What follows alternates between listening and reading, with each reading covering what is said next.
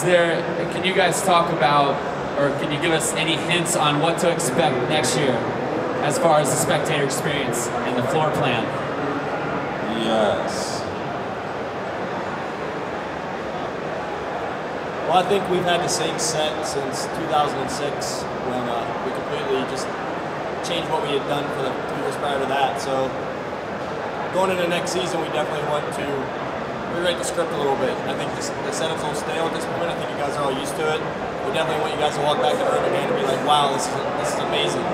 So definitely blowing up the spectator experience, making it so more than 300 people can sit at the main stage, making it so that it's not just one title that's on the biggest stage, that all titles are on the main stage, that the broadcast covers all facets of the venue, the event, the magnitude of it.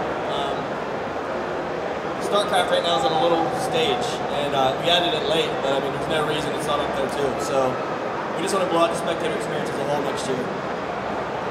Yeah, and I'll just add to that. I mean, one of the things that we've this whole experience is built on top of the idea of the best competition possible, and we just kind of added a spectator experience and component to that.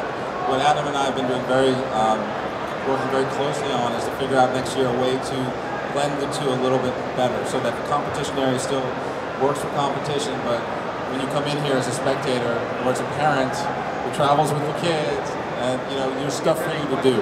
And it's exciting, and there's a program to the day. So you come in the morning and you know what's happening when, you know where you want to be if you want to catch things, but most importantly, that we're broadcasting and hosting and really giving everybody an opportunity to enjoy the entire weekend. I think something important too, that we've had exponential growth in terms of audience every year. Our tournaments, we haven't really had a chance to sit back and say, like, this is what we want it to be. We've had the best competition, like Sundance has mentioned, and that's first and foremost for us, but next year we're really going to rewrite the script, take a race at the dry race board and draw it how we would want it if we had everything we wanted in 2004. We've kind of built off that foundation that we had when we first started, and now we're going to kind of look at it reverse and say, if we really wanted to do this from scratch with what we know now, how would we do it? So that's what we're looking to do for 2011. How's Starcraft 2 going to change from this year to next year?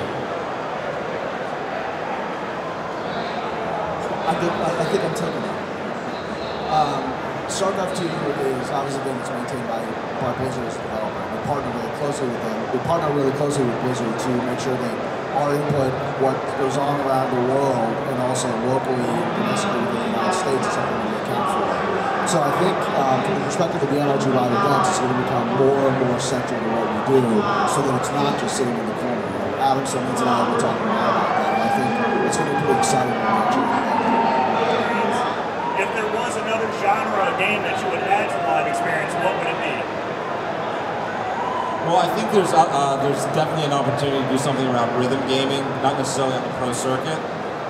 But one of the ideas that we've talked about for next year is picking, let's say we do 6 events next year. We identify 6 games or 6 genres of games that we would like to include, but that we can't get enough support around to do a full season. Maybe we thematically, we add those to each event and have them as one-offs. So what we're going to do is we're going to be pretty transparent in our planning for next year and involve the community as much as possible. Because the pro circuit competition is sacred, right? Those games need to be at a certain level, and honestly, the testing that John and his group put into it takes months to get to a place where we're comfortable with what we're running out there.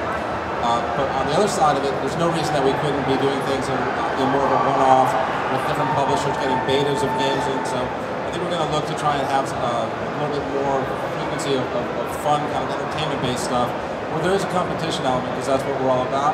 But maybe it's just a little bit more open to a broader audience.